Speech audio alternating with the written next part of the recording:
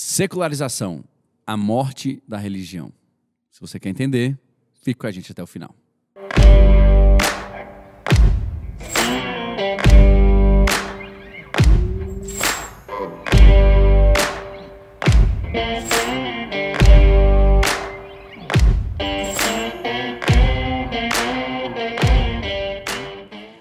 Sejam bem-vindos a mais um episódio do nosso ABC Cast. Que bom é ter você aqui mais uma vez. E já de antemão, eu quero começar pedindo aquele like, aquela curtida. Que você que já está aqui, com certeza já é inscrito no canal, é ou não é, gente? Com certeza. Se não é inscrito no canal, então agora para o inscreve, Rumo aos 1000. se inscreve, Rumo aos clica no hashtag nosso sininho, Rumo aos porque lembrando, nós estamos na nossa Hashtag Rumo aos 1000. hashtag Rumo aos 1000. E tá aumentando, viu, galera? Glória a Deus, Graças aleluia. a Deus. Oh, aleluia. Nosso prazo de 4 meses tá aí, então quero pedir a ajuda de vocês pra gente não encerrar esse projeto. Rumo aos 1000 inscritos. Encerrar, a culpa é sua. Jogar uma pressão nos caras, né? Pra ver se o cara... E eu quero dizer hoje que eu sou o seu anfitrião, me chamo Daniel Veloso e é óbvio que eu não poderia estar aqui sozinho. Eu estou acompanhado dos meus amigos, discípulos, pastores, futuros pastores, homens de Deus que vão edificar a sua vida. Do meu lado esquerdo eu tenho... Ricardo Carvalho, seja muito bem-vindo a mais um episódio e aproveite aí o que a gente vai falar. É só isso. Na ponta esquerda nós temos... Fala, galera, Luciano Rachid aqui. Vamos ver se ele pensou. Né? Pensei, no mundo estão tirando Deus de todas as coisas e quando o bicho pega, querem perguntar onde está Deus. Ó, caraca. É, o cara pensou que eu também tô igual o pastor Ricardinho, não pensei em frase. Quem é o bicho? Pensei. Hã? Quem é o bicho? O bicho é Quem é o o bicho? coisa ruim. À minha direita... Fala, galera, que Renner, o discípulo amado. Vou fazer igual o pastor Ricardinho. Vamos É conversar nóis. bastante hoje. Hashtag Rumo aos 1000. Na ponta direita eu quero ver que música nós temos pra hoje. Não deu tempo de procurar uma pauta musical. Ah, Mas, pessoal, Rafael Castro aqui e nós somos o sal da terra. E existe um momento de salgar para dar sabor e existe um momento de conservar. Você vai entender mais. Você vai entender na mais nossa sobre isso ao conversa. longo do episódio. você A que gente já talvez conversou um pouco ficou sobre igual isso. eu, você vai entender mais também no final do episódio. No off-top a gente já falou um pouco off-top. sobre isso. É isso aí. Gente, hoje nós vamos falar sobre secularização. E a secularização, ela é, na verdade, de uma forma bem simples assim sendo colocada, é o esfriamento religioso. Ou seja, é o esfriamento da espiritualidade, é o questionamento da real necessidade da religião. Se nós temos ou não a necessidade de permanecer como estávamos, ou se é necessário passar por uma atualização, se é necessário passar por uma mudança. Então eu gostaria que você hoje entendesse que a secularização diz respeito tanto ao fim de formas tradicionais, quanto ao surgimento de formas alternativas da vivência religiosa. Tecnicamente falando, é remover a religião das diversas esferas da sociedade. É tirar a influência da religião da política, é tirar a influência da religião da economia, das escolas, de disso, tudo. daquilo, né? Isso. Isso, Da religião, mas não necessariamente da espiritualidade, não é? Porque a gente vê muita gente falando hoje sobre formas de espiritualidade, a importância da espiritualidade como meditação, esse tipo de coisa. Acreditar em algo transcendente. Sim, só não que somente ao o mesmo imanente. tempo Mas retirar a importância da religião e a importância disso da vida da pessoa. É mais um ponto na busca da felicidade do que necessariamente Continua a nossa assim. vida como aqui. É como Não, se eu acho continuasse a religião, mas tirasse a divindade da religião. Né? A pessoa continua É porque quando você fala em religião, você está falando expressando a religiosidade em algo. Você está falando Isso, eu de acho que a gente tem que ser claro aqui, porque é o seguinte, movimento. quando a gente fala de religião, qual é a caracterização da religião? As instituições religiosas. Uhum. Então, o que nós vamos falar daqui Dogma. é praticamente a perca da força dessas instituições em relação ao indivíduo. O indivíduo ele cresce muito mais agora do que a própria instituição. O micro ele está superando a força e superando em importância o macro. Antigamente, como é que funcionava? Se você fazia parte de uma comunidade, essa comunidade praticamente ditava todas as regras da sua vida. Era como você se vestia, onde você podia ir, o que você podia assistir, o que você podia comer, com quem você podia conversar. Hoje em dia, o ser humano ele tem se colocado na posição onde ele é que tem que decidir essas coisas. o meu a prazer. supervalorização do individual em detrimento do coletivo. Exatamente. Né? Então, assim, eu não posso mais falar que, Renner, você tem que agir assim, por isso, cada um tem a sua convicção e não Exato. tem mais... eu não É te quase que o influencio. fim das verdades absolutas. É, porque eu falei, É o é a extinção do questionamento. dogma. Exato. É a extinção completa do dogma. Então você... O que vem a ser um dogma. você exatamente. É a extinção da verdade absoluta. Que É uma verdade É uma verdade. absoluta. Então, que não é, né, na verdade. Isso. Então a gente precisa ter essa noção, porque isso eu acho muito interessante da gente conversar. A gente tem percebido quanto cada pessoa tem trazido o seu Cristo, a sua vida, a sua experiência para fora e tem colocado isso acima da experiência geral. E acima do Da passado, tradição. daqueles que vieram antes da gente. Uma coisa que a gente mais escuta hoje é: mas eu não entendo assim. Você não entende assim. Mas todo mundo que veio atrás de você entende dessa forma, pensa desse jeito. Foram 2000 anos a pessoa lendo sobre isso. A pessoa fala: não, tudo bem, mas para mim não é assim não. Naquele episódio que a gente conversou com o Marcão, a gente até falou um pouco sobre isso, né? Que ele teve aqui falando. Exato. E a gente falou sobre esse processo de secularização que na Europa ele já está muito mais avançado do que em outros lugares do globo terrestre, né?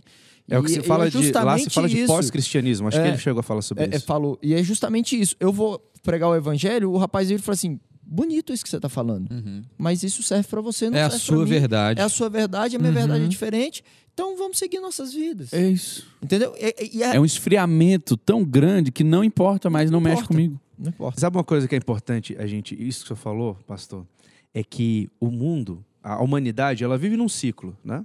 Ela vive num ciclo. Tanto é que, se você for ver a história do mundo, são guerras e civilizações descendo, subindo. É uma degradação moral gigantesca. Depois inverte isso e existe ali uma restrição de liberdade muito grande, etc. A gente viveu assim a humanidade inteira. Tô falando que é cíclico. Existe essa...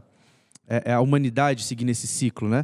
E Paulo, quando ele vai para Atenas e ele prega, logo depois, quando ele fala ali do Deus desconhecido, né? E ele começa a falar sobre aquilo, logo depois, a palavra diz ali em Atos que alguns falam assim: não, tudo bem, Legal isso aí. vamos conversar sobre isso aí depois. Vamos analisar. Porque isso não interessava, aquilo lá não era uma verdade, era só mais uma pessoa falando sobre algo. Mais uma coisa. E é próximo do que o Marcão falou sobre o que acontece na Europa. Então, isso é para a gente poder perceber que a palavra de Deus, ela precisa se manter firme, porque as gerações passam, esse ciclo da humanidade passa, mas o evangelho tem que permanecer firme. E essa é a nossa função. É porque eu acho que hoje a gente tem que conversar aqui a diferença entre princípios e métodos. Boa. Princípios são coisas imutáveis. Métodos são coisas adaptáveis mediante aquilo que você tem a necessidade. Então, de acordo com a necessidade, você vai mudando o método. Agora, o princípio ele tem que ser O mesmo. imutável. Dito isso, eu acho que a experiência religiosa, ela começa com... E aí a gente vai poder, né, olhar para trás e citar alguns autores, etc, etc. Não vou nem ficar aqui falando muito disso, porque não é o nosso propósito. Mas a intenção era organizar o que estava sendo vivido. A tradição, ela acontece quando você vem, tem uma experiência, você quer organizar aquela experiência, só que a partir daquele momento, aquilo ali fica tão enrijecido, que não tem nada fora daquilo. Então, tudo que vier fora disso aqui não é verdadeiro, não é lícito, não é bom, não agrega, não ajuda, e o que não é verdade. Então, o que a gente experimenta é que muitas vezes eu escuto pessoas dizendo assim: pastor, mas a gente não pode fazer perguntas, a gente tem que só abaixar a cabeça, abaixar a orelhinha e seguir o rumo. Isso, a gente não pode fazer nenhum tipo de questionamento, a gente não pode pensar. Tem uma frase, né, que quando o crente entra na igreja, ele deixa o cérebro na porta. Ele não pode chegar ali de uma forma racional, ele tem que chegar de uma forma apenas espiritual, porque o espiritual, ele tudo aceita, ele tudo entende, ele tudo concorda. O humano não. O humano, ele questiona, ele vai levantar perguntas, indagar e etc, etc. Só que a realidade não é essa. Não. Nunca foi isso que Deus pediu para nós. Deus pediu para que a gente pudesse apresentar a Ele um culto racional. Só que muitas vezes as pessoas estão pegando algo que realmente precisava de uma atualização e querem agora destronar de tal forma a não existir mais. Você pega Então, o livro de Jó, é o quê? Uma série de questionamentos que Jó faz diante da Exato. pessoa de Deus. Exato. Então ele estava vivendo um conflito interno, e a Bíblia nunca diz que a gente não vai viver isso, que a gente não vai questionar, que a gente não vai ter que passar por esses momentos. A gente vai passar por esses momentos, e eu acredito que todos vocês já passaram por um problema ou uma dificuldade na vida que geraram esses questionamentos. Sim. Mas uma coisa é você entrar à presença de Deus e colocar diante de Deus esses questionamentos, em vez de falar: Deus, o Senhor não existe, porque isso está acontecendo na minha vida. Não, eu entro diante da presença de Deus com humildade e coloco os meus questionamentos. E Deus, o próprio Deus... E a gente falou muito sobre isso que o pastor Daniel acabou de falar no episódio que a gente falou da reforma protestante, né? Que a reforma nasceu de alguns questionamentos que foram feitos à religião, e também a reforma nasceu impulsionada sobre algo que era muito parecido com o que a gente vive no secularismo, mas humanismo. Colocou o homem no centro. E o homem no centro, naquele ideal, naquele pensamento, naquele contestamento, conseguiu enxergar melhor o que Deus queria fazer. Deus estava no centro. É porque o questionamento era sobre o que estava sendo feito, não necessariamente com Deus. Talvez isso é uma pergunta,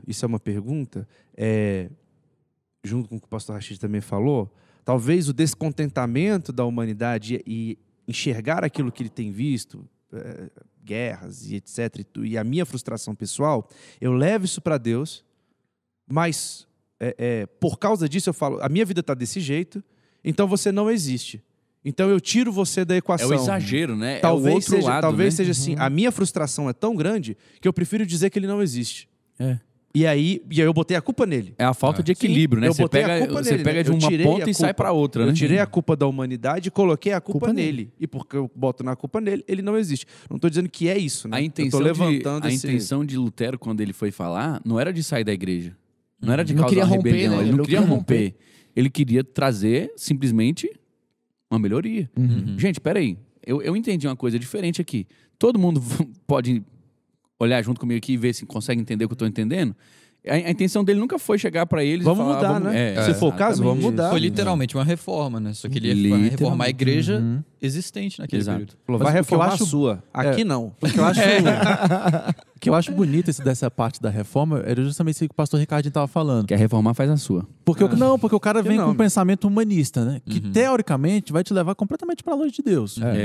Porque a base do pensamento humanista era assim, não, Deus não é mais o centro que explica tudo, homem, você tem direito a você mesmo ir atrás das suas explicações. Que é muito parecido, cara, com o que fundamenta as ideias secularistas. É bem parecido, o ponto de partida é semelhante. Mas o que eu acho bonito assim, da história da reforma é que como aqueles homens também estavam sendo guiados pelo Espírito Santo de Deus, certeza. Um pensamento humanista, onde teoricamente o homem é o centro, levou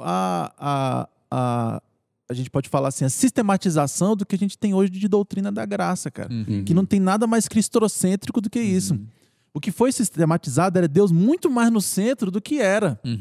Porque Deus não era 100% no centro, haja visto que existiam indulgências. A igreja maneiras de salvação muito centrada. Além de Deus. A intermediação não era de Deus, né? Entendeu? E isso que eu acho belo, cara. Partiu de um pensamento humanista. Calma aí, você é o centro, cara. Você mesmo pode ler essa Bíblia e interpretar. Basicamente é isso. Não precisa de ninguém. Examinar, né? Você pode examinar. Que teoricamente imagina que você vai te levar para um negócio distante de Deus. Mas aí o contrário, o negócio te trouxe para mais próximo de Deus. Né? E acho que a gente tem que entrar nesse processo de secularismo que o mundo vive hoje. A gente tem que ter essa mesma mente que os reformadores tiveram, cheios do Espírito Santo de Deus, que aí sim a gente vai entender esse processo de uma maneira certa, não de uma maneira radical, como o Rafael estava falando. Se der isso é porque Deus não existe. Se der isso... A crise, ela se instaura quando se diz todo o passado é desprezível. Todo passado é desprezível, justamente. Caraca, quem escreveu isso arrebentou. O senhor. Com velocidade, avancemos para o novo. Esquecendo e contradizendo tudo que antes foi ensinado. Isso. Isso aqui, gente, é porque é o seguinte, a gente gosta de se debruçar desses assuntos antes da gente preparar. Alguns mais que outros. Mas a realidade é essa. Hoje a gente vê um momento de igreja onde...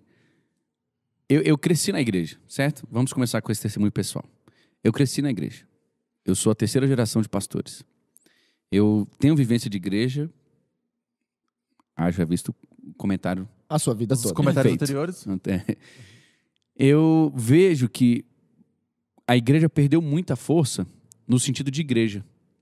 Corpo. Corpo Comunidade. no sentido de, tipo assim, antigamente você tinha até um medo, cara. Não tô dizendo que era saudável, mas existia. Entende? Você vinha pra igreja porque faltar o culto, meu irmão... Era inconcebível. Era inconcebível. Tinha aquela ideia também da reverência, né? Você não entrava de boné na igreja. Você não entrava enquanto estava fazendo oração. Estava lendo a Bíblia. Hoje em dia, a gente relativizou muitas coisas. Igreja era que nem família, né? Tipo, se eu sou de Você uma família, eu não começava vou e terminava divorciar a da minha vida família. inteira nessa igreja. Eu falei isso com meu Isso. pai. A questão hoje em dia, esse trânsito intradenominacional, né, dentro dos próprios evangélicos, demonstra isso. Como não tem compromisso com a igreja local. Compromisso, como a gente não tem raízes. Mas por que não tem isso mais? Justamente pela questão da individualização e da secularização. A centralização não é comunitária, a centralização é no indivíduo. É o meu bem-estar. Eu posso ouvir Deus aqui, eu posso ouvir Deus ali. Eu não preciso da igreja. A igreja. Eu não preciso. É onde eu estiver me sentindo melhor naquele momento. E se eu estiver em uma igreja num dia, na outra igreja no outro, e na outra no outro domingo, não tem problema. Não tem problema. Porque eu sou uma pessoa que tem relacionamento com Deus. Não há vínculos, né? E quem é você? Não há vínculos. E quem é você? Isso, agora a gente tem que falar que isso é um problema, porque você tira o senso de corpo de Cristo. Sim. Quem está participando desse modelo, então quer dizer que eu não posso vir em outras igrejas? Não é isso que a gente está falando. A gente está falando que a questão de você não ter uma vinculação a um local, um senso de pertencimento, a uma parte de família, uma fidelidade mesmo, uma raiz. Uma raiz, coisa que a gente já falou até em outros episódios. Como é que você vai produzir fruto? Como é que você vai servir? Exercer como é que você os vai dons. exercer os seus dons? Você não é corpo. Você não é corpo se você cada dia está em um lugar. Né? Você não reside em lugar nenhum. Você não tem moradia. Você é um turista. É uma mãozinha do Adams, tá andando familiares. Tá faltando o corpo. Mas a realidade é uma coisa assim, é preocupante, por quê? Porque eu vejo cada vez mais, na tentativa de procurar esse equilíbrio, o desequilíbrio acontecendo. Isso. Então você vê pessoas que saem dizendo, vou abandonar porque está muito rígido, é inflexível demais, a tradição é muito pesada, o jugo é muito grande. Mas ao mesmo tempo você vê essas pessoas dentro de 1 mês, 2 meses, 1 ano, 2 anos, desviados. Você vê essa pessoa... E muitos nem admitem isso. Falam assim, não tô eu estou vivendo minha vida. Porque eu não acredito muito nesse negócio de instituição. Não estou mais preso a esses rótulos. Não me rotule. Exato. Não me rotule. Eu só quero seguir o caminho. Aí a pessoa fala o seguinte, poxa, a gente vê hoje a igreja tão... entendam isso, gente. Eu falo isso com toda a mão no meu coração. A gente vê uma igreja hoje dividida, a gente vê uma igreja hoje não tão forte como era antigamente. Meu Deus, como é que está deixando isso acontecer na política? Cadê a igreja? Como é que está acontecendo isso na sociedade? Cadê a igreja? Irmão, deixa eu te dizer uma coisa. O que está enfraquecendo na igreja é a igreja.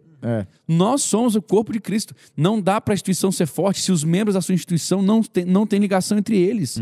Se nós não olharmos para o que está acontecendo na Europa, a igreja perdeu toda a sua influência praticamente. Não existe mais influência da igreja. Por quê? Porque os membros da igreja não se consideram igreja. Dessa forma, dessa feita. O mundo não pegou tem os benefícios da igreja e do cristianismo, tira Deus da equação, que foi a entrada do pastor Rashid, e a partir dali ele permanece com os frutos, mas tira aquilo que deu os frutos. Foi o fundamento, Tira a aquilo raiz. que deu os frutos. Tira a raiz. Um exemplo disso, e algo que a gente falou também no episódio do que a gente conversou com o pastor Marcão, dentro da Europa, tem dois locais que para mim são espelho disso, né? Demonstram muito isso claramente, que é a Holanda como um todo e Genebra, na Suíça. Foram 2 locais onde teve uma influência protestante gigantesca. Né? Na Holanda, inclusive, teve um primeiro-ministro, que o Kuyper, que a gente até falou um pouco sobre ele. Se você não conhece, leia sobre ele. É um excelente, já foi primeiro-ministro holandês e tudo. E Calvino, que praticamente funda a cidade. Pega Genebra, que era uma cidadezinha pequena, uma vilazinha, que era para as pessoas se esconderem de perseguição, e transforma numa cidade que hoje, se eu não me engano... Colocou ela no mapa, né? Se não me engano, hoje é a melhor cidade do mundo para se viver, né? É a cidade mais... É a melhor... IDH. Tem o maior IDH do mundo e foi considerada a melhor cidade para se viver. Então, esses 2 locais são locais excelentes para se viver, colheram os frutos do cristianismo, porque com Calvino e as políticas que foram adotadas ali em Genebra, se transformou... não era fortificado, uma cidade abrigo, esqueci o nome agora. Mas era uma cidade que era o refúgio, uma cidade refúgio, e a Holanda que foi ali administrada durante muito tempo por um cristão, né? por uma pessoa que entendia esses princípios. Então hoje são locais maravilhosos para se viver, mas só tem ímpio lá. Tiraram Deus da equação e colheram os seus frutos. E qual o papel da igreja para não deixar isso acontecer? Ser corpo. Acho que esse é o questionamento. Interessante que eu estava lendo a Bíblia ontem, né? E comecei a debruçar naquele texto onde Pedro nega Jesus, né? E é interessante que há uma crescente, né? Até ele negar. Porque primeiro a gente vê no texto que Pedro ele começa a seguir Jesus de longe. Aí logo no próximo verso, depois de seguir Jesus de longe, ele se assenta na roda dos pecadores. e no próximo verso ele está negando a Jesus. Uau. Querendo ou não, o que aconteceu em Genebra, aconteceu na Holanda, as pessoas começaram a seguir Jesus de longe.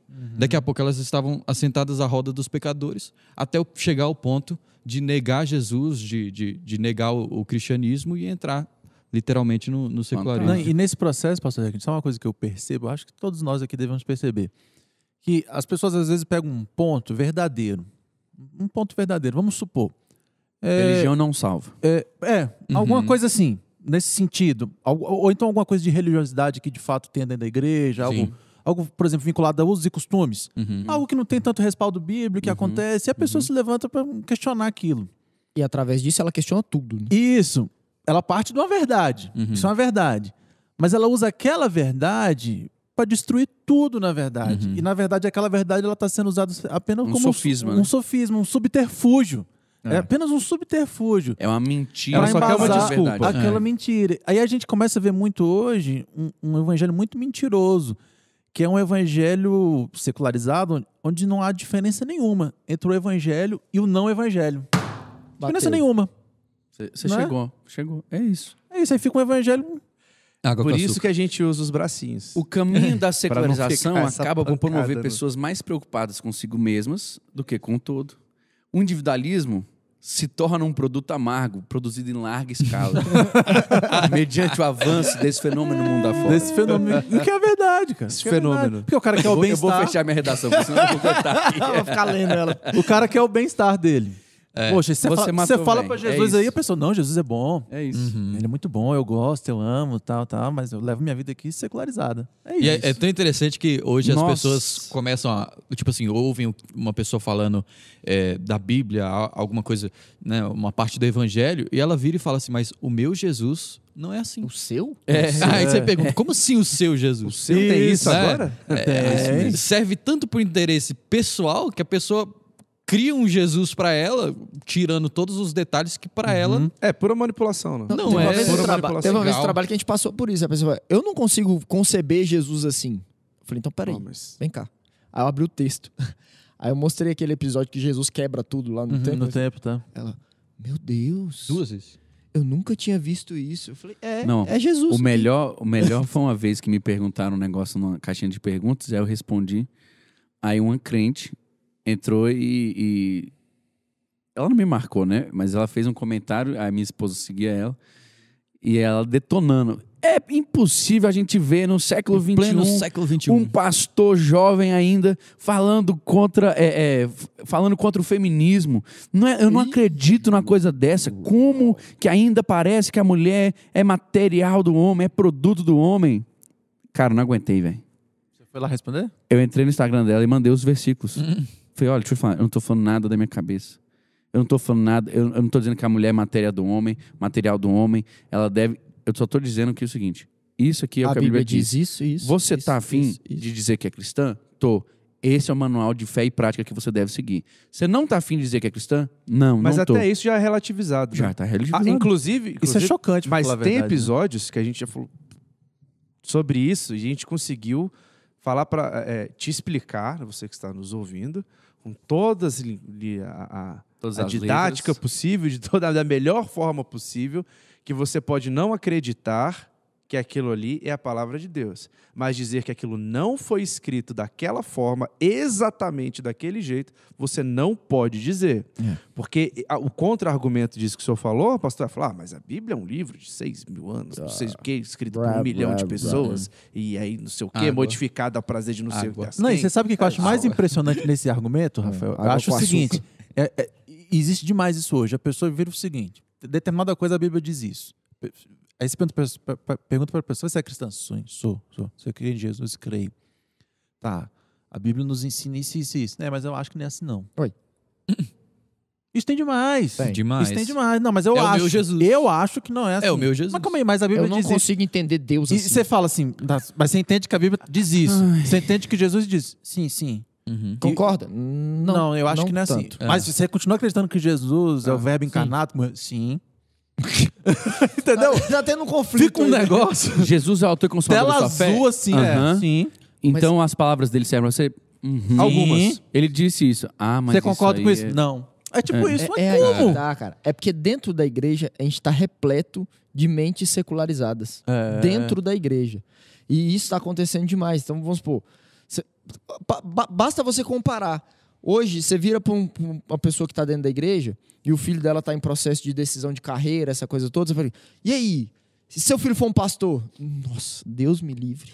Pastor, meu Deus. Não fale isso não, né? Um missionário, então... O menino vai sofrer. E se ele, assim, estiver queimando por Jesus e tiver um chamado de pregar o evangelho às nações? Eu também.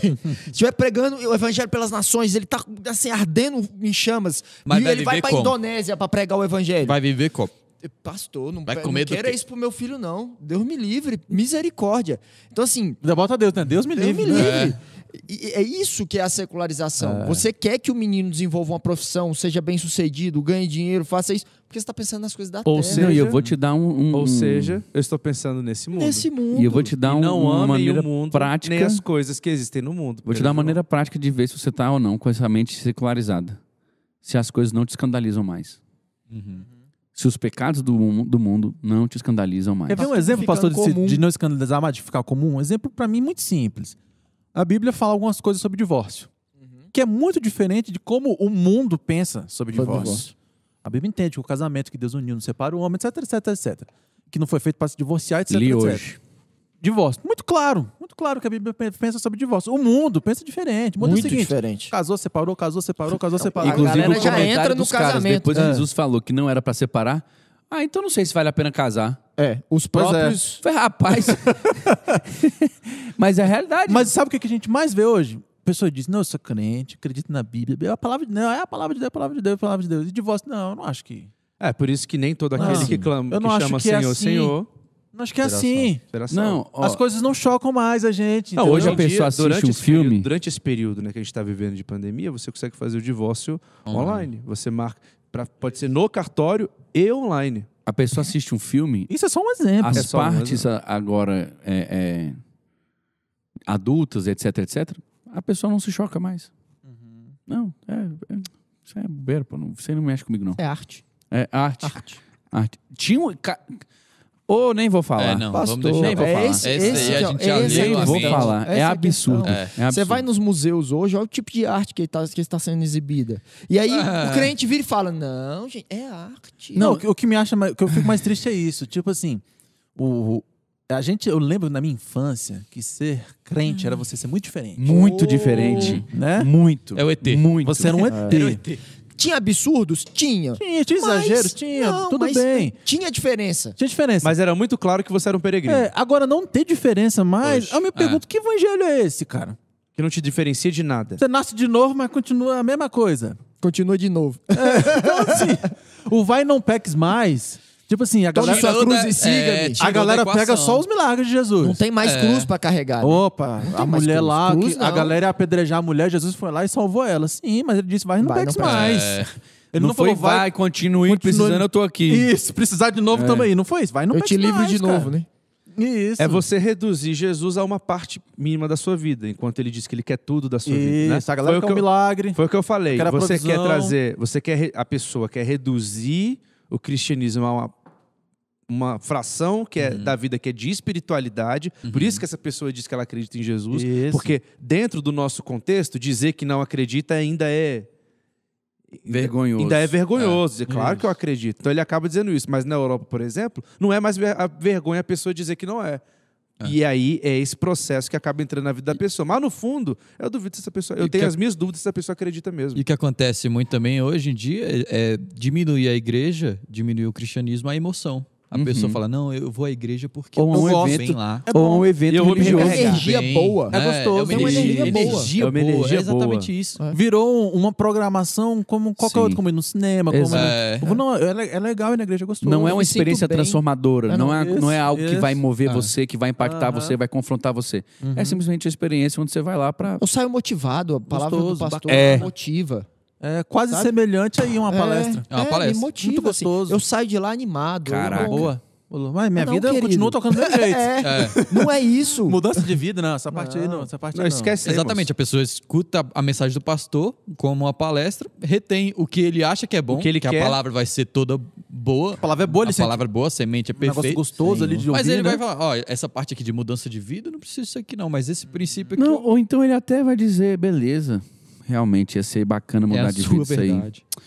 Mas... É por isso que o que faz sucesso... não é a minha verdade agora, não é meu momento. Não, mas outra coisa, Jesus nos ama. Por isso que o que faz o sucesso na internet é o água com açúcar. Sim. É o evangelho água com açúcar. Ursinhos carinhosos. O evangelho o evangelho de confronto, ele não faz sucesso. O evangelho não é do alto te ajuda, é do alto ajuda.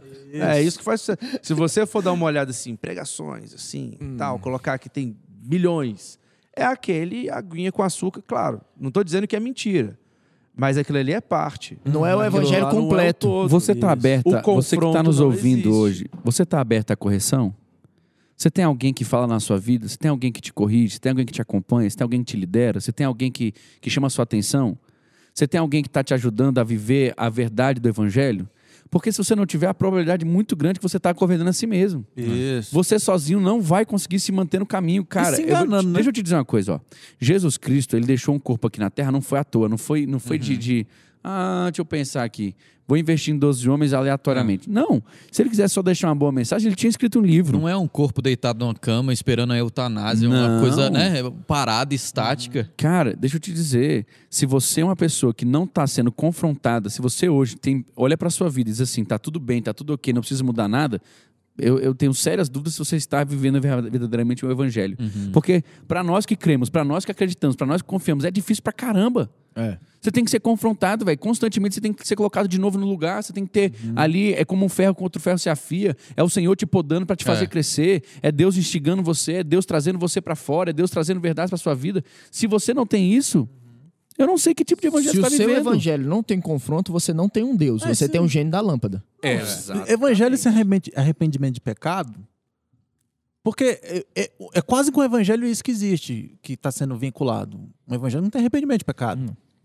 Não tem convicção da carne, não tem modificação da carne. De pecado. Não existe esse... Se não existe convicção de pecado, não existe arrependimento. É inócuo.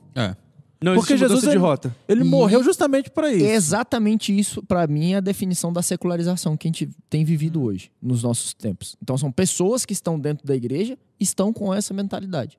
Elas estão secularizadas Faço o que eu quiser, dentro do jeito da que igreja. eu quiser, quando eu quiser. E eu estou a gente salvo. até falou hipergraça, né? Hipergraça. A galera vai pegando a graça e vai retorcendo ela e vira faz tudo, faz o que você quiser. Todos serão salvos. O que importa é que ele te ama. No final, todos serão salvos. Então vocês estão dizendo que toda tradição é perfeita, ela é maravilhosa, não tem erros, nenhuma igreja errou, nenhum pastor errou, ninguém fez nada de errado até hoje. É simplesmente para não remover os marcos antigos e calar a boca e seguir. Não, de maneira nenhuma. Como ovelha no matadouro. Não, o que eu digo... sempre tiveram, sempre aconteceram na história, né? O que eu digo é isso, que todo mundo erra, todo mundo está passível de erro. Qualquer pessoa pode errar. Eu sou líder de vocês hoje. Eu vou pedir para vocês serem bem educados agora, bem amáveis, tá? Pode deixar. Eu vou ser vulnerável, mas não aproveita para me bater. Não com tanta força, não. Editor, se liga aí. Qualquer coisa tu corta, a gente começa de novo. Eu tenho convicção que eu erro muito. Claro. Só que isso é uma coisa transparente. E a gente também erra. Eu já disse para vocês já disseram para mim, e o nosso relacionamento não está em cima, não está firmado na perfeição do outro. O nosso relacionamento está afirmado na intenção de um ajudar o outro a chegar mais perto daquilo que Deus sonhou para nós. Não, e quantas vezes nas nossas reuniões, pastor, o senhor já deu um direcionamento, falou assim, gente, eu acredito que é isso. Passou 3 semanas, falou, não era tão isso, não. É isso daqui, tem que ponderar isso, tem que ponderar aquilo. Isso é o comum da vida cristã e do ser humano. O nosso a gente vai sendo convencido pelo Espírito. O nosso Deus é o Senhor Jesus. Imutável é só o Senhor Jesus, cara. Imutável é só Deus. E essa estrutura que existe, ela tem que existir, estrutura comunitária, liderança, etc. Mas lembrando sempre esse ponto, que o nosso senhorio é de Cristo. Então, se não existe guru na Terra. Se a liderança, ela erra, o que a liderança tem que fazer se arrepender, falou assim, não, eu errei nisso, vamos modificar a rota, e aquele que é liderado dizer, não, tudo bem, vamos acertar a rota e toca o barco, vamos para frente. Um dos apóstolos de Cristo, Pedro, estava vacilando, o que Paulo fez? Foi lá Peraí, Paulo. Pedro. Mano. Não, você tá agindo errado. O cara era a coluna da E igreja. ali foi puxado, né? Porque Paulo foi macho. Paulo é macho. Imagina, você chegar pra coluna da igreja. Pedro, não, pra um Pedro, que não era um cara que levava desaforo pra casa. Corta a orelha, cortador de orelha.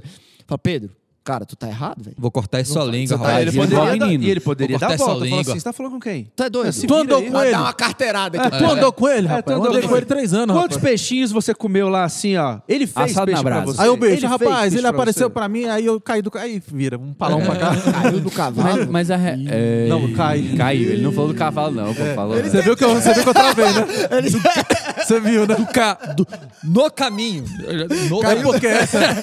Tem várias cascas de banana na Bíblia, né? Essa é uma delas, né? Não, eu acho legal isso aí, porque eu fui repetir isso. Eu acho legal isso aí, porque eu gosto de pegar você. Ele achou que eu ia... Caiu do cavalo, hein? Caiu do cavalo, hein? Eu repeti isso várias vezes na minha vida, né? Até eu ver que não tinha Eu já cavalo assisti uma na mensagem de um congresso internacional. O cara falando do cavalo. Caiu do cavalo. A mensagem era caindo do cavalo. Aí. E eu pensei, meu Deus, que Meu cavalo. Deus. Sabe, Cadê o cavalo? Sabe uma que eu sempre fazia quando eu dava aula, ou na escola Mas a dominical, mensagem foi boa. ou na EAM, eu sempre fazia, eu falava assim, gente, quantas vezes o Galo cantou quando o Pedro negou Jesus? A galera sempre fala 3. Mas é uma casca de banana muito fácil de cair, né? Porque, Demais. na verdade foi Negará Pedro que negou 3 vezes. 3 vezes. Aí a pessoa lê rápido, o Galo cantou Antes que o 3 Galo vezes. cante 3 vezes. É o Galo. É o Galo canta. Cantou pra cá. O Galo. O Galo é doido. A realidade é a seguinte, gente. Voltemos à secularização. Voltando Né? ao assunto. Deixa o cavalo. É muito perigoso você colocar em cima de um homem a expectativa divina de Deus. Deus é só um. Isso é verdade. Você olhar para a religião e querer que a religião é algo feito por homens para falar de Deus, correto? Deus não estabeleceu uma religião, Deus estabeleceu um relacionamento. Jesus não começou o cristianismo. Jesus começou um exemplo de vida. Quem viu isso, padronizou, colocou um nome para ficar fácil e tal, foi o homem. No entanto, contudo, porém, é que nós hoje podemos extrair coisas muito positivas disso. Claro. Mas não precisamos fazer como os fariseus faziam. Que é colocar sobre os homens um jugo tão pesado, um fardo tão difícil de carregar, que nem nós consigamos carregar esse fardo. É porque a esperança daquele momento, pastor, estava na instituição. Era a instituição que era a pedra, que era ali o fundamento deles. Não era o próprio Deus. O fundamento daquilo era a instituição. Quem enxerga um pouquinho antes, né, dessa história do povo judeu, a tradição judaica, a religião judaica, ela permanece por causa do farisaísmo. Sim. Foi o farisaísmo ali, né? Foi o fariseu que ia ali, esse judaísmo de sinagoga e tudo, que manteve a tradição. Foi essa seita, né? Que manteve a tradição e manteve o judaísmo, porque Israel, depois dos reinados, depois do exílio, foi dominado por uma nação atrás da outra. E se não fosse isso, eles tinham se extinguido. Então, eles diziam assim, se eu largar essa tradição, a gente vai se extinguir. Chegou um momento que a confiança era da tradição. Chegou um momento que a tradição e ali o rito era essa pedra de segurança e não o próprio Deus. Exato. Deus, Só que o que acontece? A religião ela pode ser um instrumento muito, muito, muito fácil ou muito forte de manipulação. Sim. Depende da intenção de quem está na frente. Por quê? E aqui a Bíblia vem dizendo, não queira muito ser mestre. Porque o mestre ele vai ser cobrado em dobro. Ninguém falou, velho. Eu tava te esperando. Não, é que a gente achou que o senhor mesmo ia falar. Era retórica a pergunta. É tipo, levantei pra eu cortar a mesa. Ah, entendi. Eu fiz uma A vez bola assim, uma vez assim. Então, a medida com a qual o mestre vai ser cobrado, ela é maior. E por que isso? Porque Deus sabe o poder que essa pessoa vai ter. É poder mesmo. Eu não tô errando aqui a palavra. É poder. Verdade. Se a pessoa não tiver Deus na vida dela no comando, ela pode assumir de forma fácil o comando. Vou explicitar como. Existiu um homem que pisou nessa terra, curou os enfermos, salvou pessoas, só fez o bem, multiplicou o pão, multiplicou o peixe, trouxe comida, trouxe paz, trouxe alegria por onde passou. E ainda assim, quando chegou na hora de ele Barrabás, a multidão gritava, crucificam. Esse é o poder da manipulação. Esse é o poder da religião que não tem mais Deus como seu alvo. Exatamente, quem está na frente da igreja. Foi top. Não, e os religiosos que condenaram. Né? Vamos tirar 30 segundos pra gente.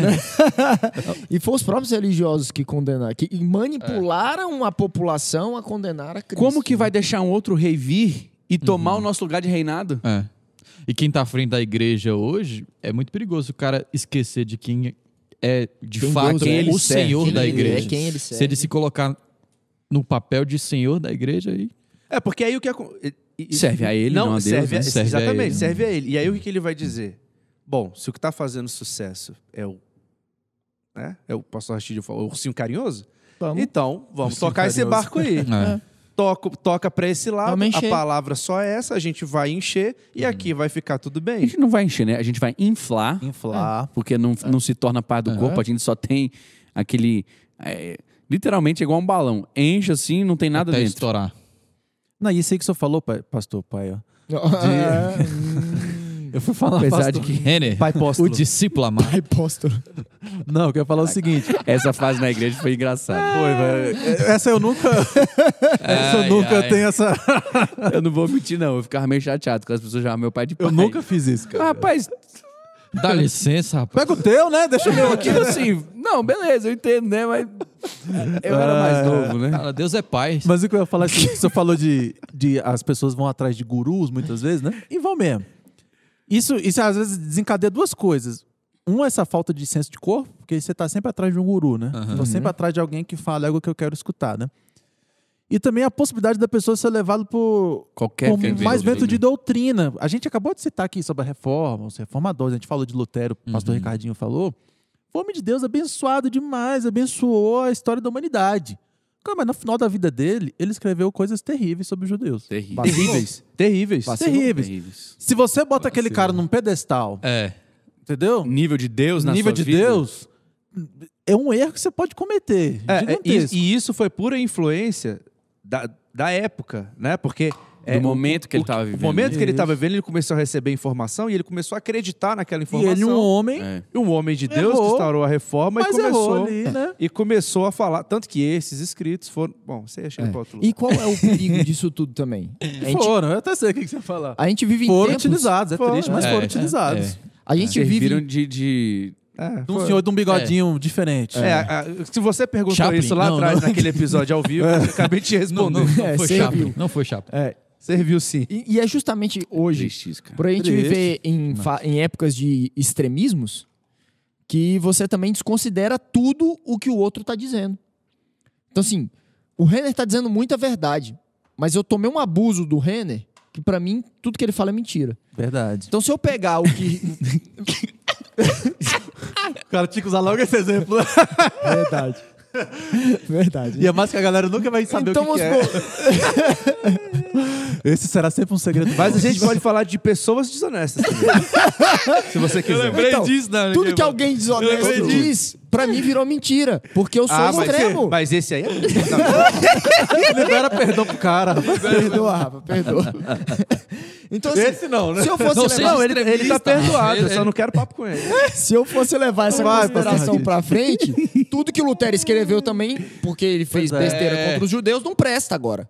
Cara, é uma coisa assim que é até complexa de falar, e é por isso que a Bíblia diz que o crente ele tem que chegar ao nível de maturidade. Ele não pode ser um bebê na fé, ele tem que ser um adulto, ele tem que chegar à estatura de varão perfeito.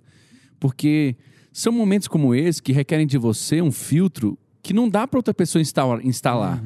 Você tem que ter sua experiência, você tem que ter sua vivência com Deus, a ponto também de não ser levado. Você está num lugar que é abençoado. A pessoa que está ali na liderança cometeu um erro, Deus não cometeu um erro.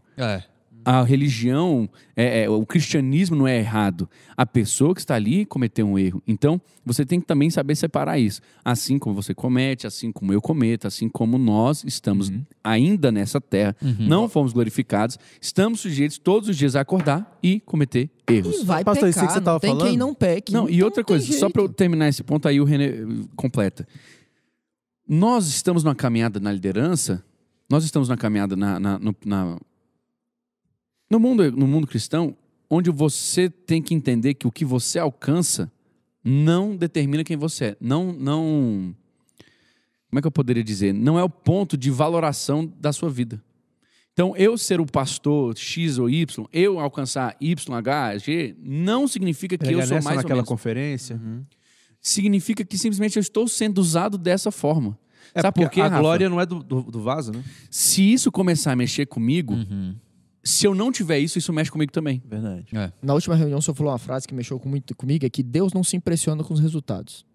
Exato. Verdade. Deus não se impressiona com os seus resultados. Ele não tá aqui, uau, você viu o que ele tá fazendo? Não, Deus quer saber quem você é. A voz do povo nem sempre, ou na maioria das vezes, não será a voz de Deus. A história que eu vou compartilhar com vocês foi um vídeo que eu assisti. Na hora que você estava falando, pastor, eu me lembrei. Um vídeo que eu assisti um rapaz ateu, não vou nem citar o nome dele, não. E o vídeo assim, me chamou a atenção, que era ele falando porque o cristianismo era horrível, né? E aí é isso que ele ia defender no vídeo lá, né? E aí o que eu percebi? Ele não fazia diferenciação entre o que é cristianismo, o que Jesus deixou de ensinamento. E o que pessoas já fizeram em nome do cristianismo, entendeu? Então o que o cara foi pegando? Ele foi pegando coisas terríveis que já aconteceram na história da humanidade, que pessoas fizeram usando o nome do cristianismo. Mas se falar do Islã é xenofobia, né? Isso, entendeu? Aí o que ele pegava isso para dizer que o cristianismo misturou tudo. O que era aquilo que Jesus veio ensinar, a palavra, e falava coisas completamente que iam de encontro do que era o cristianismo. Por exemplo, ele dizia que o cristianismo era extremamente preconceituoso. Sendo que a palavra de Deus está dizendo o seguinte: ama a todos. Não tem grego, não tem judeu, não tem homem, não tem mulher e tal. E é algo que tem acontecido nos dias de hoje, né? Pessoas pegam erros de homens que se dizem cristãos, para dizer que o cristianismo é o propagador daquele erro, entende? Aí a pessoa que faz uma avaliação dessa não pega tudo que o cristianismo fez de bom e traz à tona também. É um ataque deliberado ao cristianismo. As bases de tudo que você vive no Ocidente hoje foram colhidas por conta do cristianismo. Universidades. Dentro da nossa vida, ele vem assim. Escolas. Esse discurso aí atinge pessoas. Esse discurso atinge pessoas cristãs feridas, ou pessoas até mesmo que entram na igreja, mas dão voz a esse tipo de coisa, e a consequência de ouvir esse tipo de coisa é sempre olhar para dentro da igreja, para aquilo que ele ainda acredita, com desconfiança. Um olhar crítico. Com um olhar crítico. Verdade. Agora, claro, a gente não... Logo no início a gente falou, não é para deixar o cérebro do lado de fora. Mas são pessoas também que entram já com o espírito de crítica. O famoso já entrou com má vontade. Exatamente. Tudo que eu tô olhando aqui, né? Nem crítica, né? Eu já entro com o espírito de tudo eu vou tentar achar algum jeito de não sei, de muito criticar, bem. né? Exatamente. Então, e essa manobra, ela não é levada somente para aquele que não crê, né? Pro ímpio, vamos colocar assim. Ela não é levada pro ímpio. Isso aí, ele vai atingir aquele que crê e vai trazer isso para dentro da igreja e gerando tudo isso que a gente tem falado ao longo desse episódio. É verdade. Pessoal, espero que você que está em casa ou em qualquer lugar nos assistindo, espero que você tenha entendido e que você hoje possa ter condições de não ser mais um alvo da secularização, mas que você possa voltar e retornar às bases verdadeiras do Evangelho, os princípios fundamentais do Evangelho. Eu queria deixar só aqui, antes da gente encerrar, uma indicação? Pastor, vou indicar 2 livros do Tim Keller. São 2 livros muito bons, que um deles é Deus na Era Secular e o outro é Fé na Era do Ceticismo. Uau! São 2 livros muito bons e se você quiser procurar, ele fala sobre isso, ele tem uma mensagem que ele traz sobre esse texto de Deus na Era Secular, que ele está falando na Inglaterra sobre isso e é sensacional. Então, assistam e é uma indicação. Compre no link da Amazon. Compre no nosso link da Amazon. Exatamente. Eu queria só falar uma última coisa também, porque assim, uma das coisas que a gente, como igreja, e o Reininha até começou falando sobre isso, né, de a gente ter o direcionamento do Espírito, de como agir no meio em que nós vivemos hoje, né? E é muito interessante e alarmante ao mesmo tempo para a igreja se nós olharmos para os últimos censos que a gente teve nas últimas décadas, né? Graças ao Senhor, né, a gente vê o avanço do Evangelho, a gente vê o avanço do protestantismo no Brasil, né, se tornando a segunda religião e um dia, né, a progressão é que 2030 já esteja empatada ali com a religião católica. Mas uma das coisas que a gente vê que é fruto do secularismo é que nessas últimas décadas os sem religião aumentaram bastante. E uma das coisas que a gente tem que, como igreja, sem abrir religião os nossos olhos... e não praticantes. Sem religião e não praticantes. Mas quando a gente vai olhar, por exemplo, o último censo que teve foi o censo de 2010. Ainda não teve o de... Né, que seria 2020. Inclusive, e agora, inclusive, talvez não tenha o de 2021. Mas se a gente for pegar a idade média de todas as religiões... Graças a Deus também a protestante tem as menores, né? As religiões protestantes têm as menores religiões. Mais novas. As menores médias de idade. Só que a menor média de idade que a gente tem nesse censo é do sem religião. Então, Você está falando que essa nova geração é uma geração cética. É uma geração mais nova e mais cética. Então, uma das coisas que a gente tem que se levantar como igreja, aumentar... Contra o... Não. A gente tem que ser cada vez mais a favor do jovem. É verdade. A favor. Abençoar o jovem. Muito conquistar o jovem. A gente, como igreja, a gente tem que olhar para a nova geração, sabendo que, querendo ou não, isso tem influência das escolas, que isso tem influência das universidades. E olhar para esses campos e saber que a secularização está sendo pregada ali, né, que está sendo disseminada ali. E para conter esse avanço da secularização na igreja, a gente tem que focar num público jovem. Verdade. Isso. A agenda das universidades está muito envolvida com a secularização, né? Esse movimento de pluralismo, ele é um movimento de secularização. Com certeza. E isso está inserido muito forte dentro das universidades. Então, quanto mais a gente municiar, preparar os nossos jovens para estarem não nesse escondê-los. Não é escolher. Não estou querendo dizer que o seu filho não pode ir para uma universidade pública. Muito pelo contrário. Contrário, ele tem que estar lá. Precisa que ele vá. Ele tem que ser luz. Que aqueles que entram na universidade e eles se desviam, nos primeiros dias já vão para um barzinho, já vão para um negócio, a mensagem já não estava no coração dele. Entendeu? Exatamente. Existem aqueles que podem cair no meio do processo, mais lá na frente. Esses poderiam ter a mensagem, mas se enfraqueceram na fé. Aqueles que já desviaram logo no início, eles já não tinham. Eles estavam só esperando a oportunidade de sair. Mas o que a gente precisa fazer é trabalhar muito bem isso nos nossos jovens, sabe? Para que eles cheguem lá falando, cara, eu tenho um Deus. Teve uma vez que eu ouvi uma frase, justamente isso. O cara falou, leva 17 anos para o menino sair de casa. Com 6 meses ele desvia. O problema está no menino? Só que eu creio que a gente como igreja, a gente não pode ter uma ideia apenas de manutenção.